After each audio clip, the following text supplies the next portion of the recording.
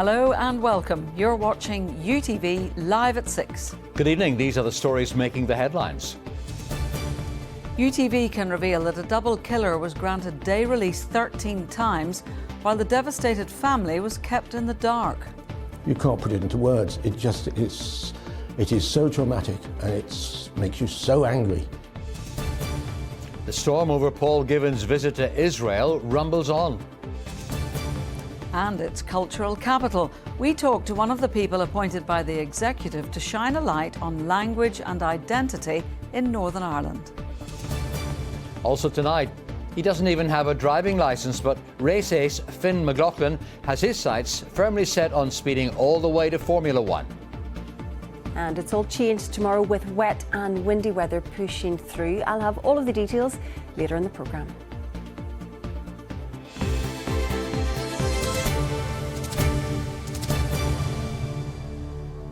A double killer who stabbed to death a defenceless elderly couple in their Portadown home has been freed from prison more than a dozen times without his victim's family being informed. Relatives of Marjorie and Michael Caudry have already received an apology on the back of the blunder from the prison service. Tonight, as a result of us bringing this to the attention of the Justice Minister, Naomi Long has issued an apology to the family. She has also agreed to meet them. More on that shortly, but first, our crime and security correspondent Sharon O'Neill has this exclusive story. We have followed this case from the start. How this happy couple, Marjorie and Michael Caudry, lost their lives on a day of unimaginable horror. Tell me exactly what happened. We've just gone into my parents-in-law's house. They've both been attacked. Already well documented how the authorities, police and health feel them. UTV can reveal the prison service can now be added to that list. How do you feel you've been treated? Appallingly. We feel as if we've been just walked over yet again by the state.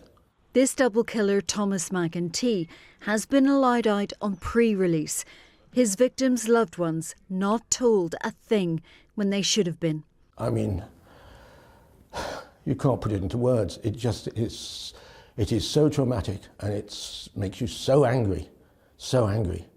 They really, really need to get their act together. McEntee, a paranoid schizophrenic in County Armagh 8 years ago. He had just walked out of hospital and was clearly agitated. Minutes later, he stabbed Michael and Marjorie to death in their own home. He would go on to admit 2 counts of manslaughter on the grounds of diminished responsibility. The court was told several knives were used in the attack, which was described as gratuitous and sustained. Sentenced to life, McEntee was ordered to serve a minimum of 10 years. A coroner later ruling the killings were entirely preventable.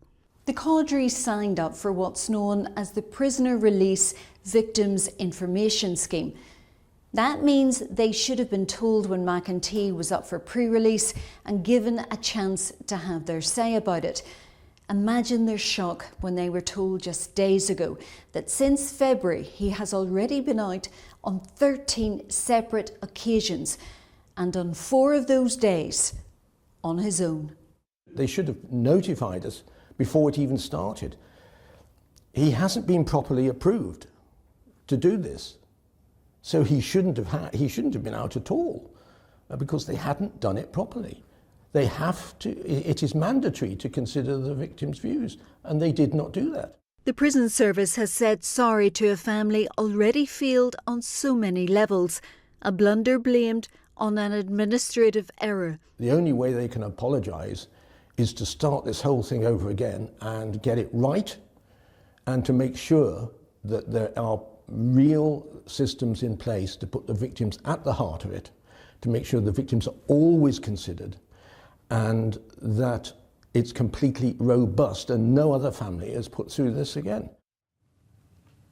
Sharon joins me now. Sharon, how was this allowed to happen? Well, the answer to that has come from the Justice Minister herself in a statement, along with an apology to the Caudrys, to UTV. The answer to that, the prisoner database system was not properly updated, Rose. A basic mistake that has had a huge impact on an already devastated family and has raised many questions. Now, the Justice Minister, Naomi Long, says she fully understands why this error has compounded the pain and loss for the family, and she will meet the Codries as soon as possible. Now, on the back of this, a full check is being carried out into this scheme, specifically in relation to life sentences, in relation to the likes of the Codry case. In terms of the bigger picture, there's already a overhaul being carried out at the moment into all pre-release programmes because of concerns some inmates are abusing the system. Sharon, thank you very much. The Education Minister's visit to Israel has been branded a propaganda mission by an Alliance MLA, while teaching unions have also criticised Paul Given's decision to go. He's visiting the state alongside other unionist politicians in what he's called a fact-finding mission. Questions are being asked, however, about social media posts from his department on a visit funded by the Israeli government. Stuart Robson reports. Message for the people back home in the United Kingdom. A personal pursuit or a ministerial misstep? Paul Given says he is fact-finding, but this journey has created more questions than answers. Just behind me, we're a number of kilometres away from Gaza. The Lagan Valley MLA is in Israel with DUP colleagues and other unionist politicians. A 6-day visit to sites of suffering in areas targeted by Hamas. It's in what capacity he is there that has caused concern. As well as posting from his own social media accounts, his visit has also been publicised by his department. In the context of the conflict, critics say his own search for clarity has created confusion. I think fact-finding mission is one way of putting it. It feels more like a propaganda mission to me. It does raise serious concerns. I think officials are there to advise, and I would have hoped that officials in the department may have raised questions with the Minister as to the appropriateness of departmental resources being used to promote a personal and I would say highly political trip. Human rights groups have declared that Israel is committing a genocide against the people of Gaza, something Israel denies. From criticism by some to condemnation by others, all 5 main teaching unions here say the visit and social media posts are wrong. The Northern Ireland Teachers Union said official governmental online platforms should be politically neutral. The Minister's actions in promoting this visit on these platforms is an overtly political and divisive act that serves to diminish confidence in his judgment and respect for the views of the wider education workforce and community. On a visit to the Israeli Parliament, one photo shows Mr Given described as the Minister of Education in Northern Ireland. A spokesperson for the department said following a visit to a school, he requested that the department was to highlight it on social media. Colleagues have come out in support of the Minister, saying he has every right to visit where he sees fit. The Minister is out in a foreign country and he chose to visit a school out there in order to bring back learning to Northern Ireland, and I don't see anything more than that in what's happened. Other aspects of the trip are up to the Minister and the colleagues who are out there. The same can't be said for those who challenge him in the chamber. People Before Profit MLA Jerry Carroll has submitted a motion of no confidence in the Minister. It includes a call for him to be excluded from public office for 6 months, calling his visit tone deaf and politically motivated. Sinn Féin hasn't ruled out giving its backing to the motion. All options remain on the table. People are rightly annoyed. My office has been inundated with complaints, not just from members of the public, but those who work in our schools and are working with our children at the minute, who are absolutely disgusted at the sight of this visit and the fact that DE resources have been used to publicise it. A search for answers thousands of miles away, but questions await on his arrival home. Stuart Robson, UTV Live. Our political editor Tracy McGee joins us now from Stormont. Tracy, this trip has caused quite a bit of controversy. How damaging is it for Paul Given?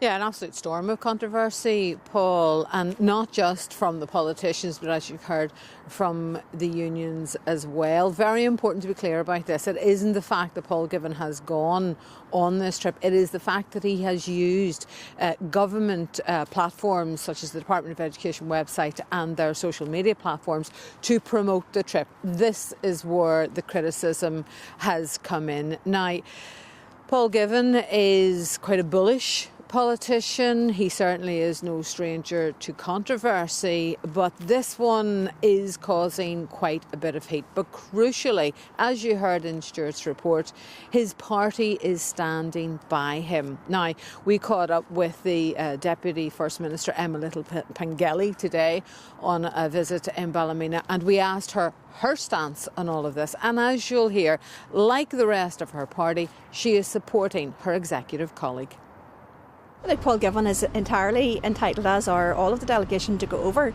The trip is by invitation to go and speak to people, to hear about what is happening, and they've taken up that opportunity. And again, issues with education, there are examples of excellence all over the world, including in Israel. He's taken that opportunity to visit a school and to talk to people, young people who have been going through obviously huge challenges as well in terms of the very recent conflict there. The Assembly is in recess this week, but does it look likely that it will be raised in Stormont next week? You can be absolutely sure that this issue is going to be discussed in some capacity on Monday, whether that's an urgent ministerial statement, whether it's a matter of the day, member statement, who knows, but it will be discussed in this chamber come Monday. Perhaps the more important thing is what happens with this motion of no confidence, because that is where there could be some sanction for Paul Givan. And key to all of this is what Sinn Féin does next, because the requirement for any motion of no confidence is 30 signatures. So even if Alliance and the SDLP were to decide to back this motion, and we're not clear at this stage what they're going to do, they wouldn't have the numbers to carry it. It is if Sinn Féin decide to add their names to this motion of no confidence that things start to turn. Now, you heard Chris Hazard in that report saying that all options are on the table. It will be very interesting to see what they do next. Meanwhile, the Irish President-elect was in Northern Ireland today.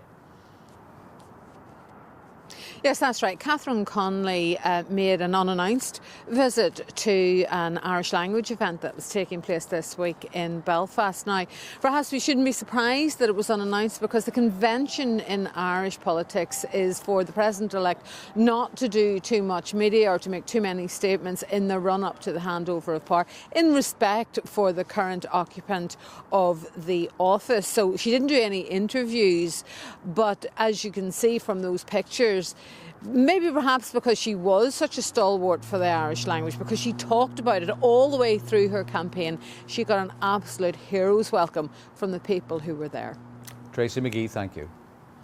The executive has finally appointed language commissioners. The three roles, first agreed in the New Decade New Approach Agreement in 2020, were confirmed yesterday. The new Irish Language Commissioner is Paul Deeds, the Deputy Chief Executive of the cross-border body Forras na Gaeilge. Former DUP councillor Lee Reynolds is the Commissioner for the Ulster Scots and Ulster British tradition. And the new Director of Identity and Cultural Expression is Dr. Katie Radford, who's with us in the studio now. Identity and cultural expression, what does that mean in terms of the job that you have to do? Well, it's very exciting now, Paul, because there's an opportunity now for us to look at the broader cultural expressions of identity that there are here. We've now got 8% of our community who are coming from minoritised ethnic communities as well. So it's an opportunity for us to look at both the challenges that they and the broader communities face, but also to learn how to celebrate better together. And the opportunity for us is to put together an office that celebrates and that holds to account public authorities to encourage them to promote, as it says in the legislation. So these would be people who wouldn't identify as one or the other, but they are the other in that sense. It's us, basically. This office is going to look after all of us, whoever us is and however we describe ourselves as us. And that's the joy of it. Well, you've been appointed alongside two language commissioners, Paul Deeds and Lee Reynolds. What will be your relationship with them? Very positive is the way to start, isn't it? So the structures have not yet been set in stone. We don't quite know how we're going to. We don't have a memorandum of understanding yet. We haven't quite worked out how that will be. but we've all spoken and we're all looking forward to working together and complementing and augmenting each other's work. Does it mean that you might act as a go-between? I don't think that's the role that I have, and I'm sure that two adult, mature males will be able to address their challenges together. But if there is a need for the office to support them in any way, shape or form, that's what I'm there to do, along with the board that will be looking after the governance of the process. Now, it's understood that any recommendations which they make will need approval from the First and Deputy First Ministers. Will that be the same for you? I don't believe so. I think we will be working at arm's length from the First and Deputy First Ministers, but as with any arm's length body or non-departmental public body, we will have accountability to our sponsor department, and we look forward to working with them. And essentially what will happen in due course is that the politics, the policies, the diplomacy that's required by the Executive Office to make us a more prosperous place and a more welcoming place is what we're going to be working towards doing together. How will you judge success? Well, we will spend a lot of time trying to set the protocols in place that need to be done to do so. So help me by not putting me on the spot on that one at this stage, because I need to confer with a range of other people who also want to do that, and the stakeholders that I have are the broader community. Well, I'm certain we'll be seeing you in this studio again in the future. For now, Katie Radford, thank you very much. Thank you. Former SDLP leader Colm Eastwood is to accept a police warning as an alternative to prosecution for taking part in an unnotified parade. The Foyle MP had been charged in connection with a pro-Palestinian rally which took place in Londonderry last February. The Magistrates' Court in the city heard that several of those accused were also offered informed warnings as an alternative to prosecution, but they did not accept them. Mr. Eastwood said he found it astonishing that protesters who participated in events were pursued by the police and prosecutors. Well, I think the point has been very clearly made. The prosecution service have had to really row back on this case. Other people can make their own decisions. I just think it's important that the focus isn't on us, it's actually on the people of Palestine, and I think we've done that very well. Police are at the scene of an ongoing security alert in the Glenalina Gardens area of West Belfast. Cordons are in place and people are asked to avoid the area. 2 tourists have been assaulted in Belfast city centre in a suspected racially motivated attack. The 2 men were punched and kicked repeatedly and subjected to racist abuse. 4 people have been arrested following the assault in the Royal Avenue area last night. Well, it's time now to look at the headlines making tonight's ITV News at 6:30. And here's Lucrezia Millarini. Coming up on the ITV Evening News, Jamaica declares a disaster after Hurricane Melissa ravages the island, inflicting widespread destruction and devastation. The sex offender Hadish Kibatu was given £500 to speed up his deportation from the UK, Downing Street confirms. And fans rally to support Sheffield Wednesday amid hopes of a takeover bid after the club goes into administration. Join me for those stories and more at 6:30. Northern Ireland's women are into the second half of the second leg of their Nations League playoff with Iceland. The match was postponed yesterday due to heavy snow. It's currently 2-0 to Iceland on the night, meaning Northern Ireland trail 4-0 on aggregate. The Republic of Ireland's women are celebrating promotion to League A of the Nations League after beating Belgium 5-4 on aggregate thanks to a last-minute goal from Abby Larkin. It was also a special night for captain Katie McCabe, who picked up her 100th cap. Former Ireland captain Rory Best has been appointed as the new general manager of Ulster Rugby. Best's star-studded career saw him win 124 Ireland caps, and of course he played 219 times for Ulster. In his new role, Rory will play a key part in shaping the province's future, both on and off the pitch. He will oversee professional rugby operations, player development and performance pathways. Enniskillen's Kieran McKenna has been linked with the manager's job at Celtic. The Glasgow side are looking for a new manager following the resignation of Brendan Rodgers on Monday. McKenna has been in charge of Ipswich since 2021 and guided them back to the Premier League in 2024. Martin O'Neill will take charge of Celtic against Falkirk tonight. Now, he may still be a teenager, but 17-year-old Finn McLaughlin has set his sights on Formula One after winning the British Formula 4 title in a dominant rookie season. The Marifelt man will make the step up to the world stage in Formula 3 next year. Jordan Moore met him to discuss his career so far and his future goals. And now McLaughlin is very close indeed as they come down and take the checkered flag, and it's Pazik that takes the win. McLaughlin, provisional champion there in the number 5. Blood, sweat and tears of joy. What it takes and how it feels to become a British Formula 4 champion. It's been a rapid rise for Marifelt teenager Finn McLaughlin, one which even took him by surprise. You know, after you win a title, it kind of moves quickly because you have to move on to the next path. But when it happened, I was just so pleased because obviously it was my first year in F4, so I was only expecting to do a good job and see what happened, and even getting a few wins would have been great. But obviously coming away as a champion just meant a lot. I never won a championship since I was 7, so it was 10 years long waited, and the emotions kind of showed that after it, and it just meant a lot. From go-karts to the world stage in less than 2 years, the 17-year-old has been quick off the line as he makes the move up to Formula 3 for next season. But for Finn, his eyes are glued on the long road to Formula 1. Well, I'd love to be a multiple-time world champion in F1. You have to dream big, and that's what I'm working to. And I think there's many ways you can find a career in motorsport, but I believe that I have the ability to go to the top and maybe become one of the best in the world. People from here are even stronger than anyone else in the world, and I think it shows at the minute in Ireland and Northern Ireland we're proving that we can be a lot stronger than many other countries, and the amount of sports people we have doing well is just amazing to see. Still without his driving licence, but racing cars at nearly 190 miles per hour. McLaughlin isn't like any other teenager his age, but he wouldn't have it any other way.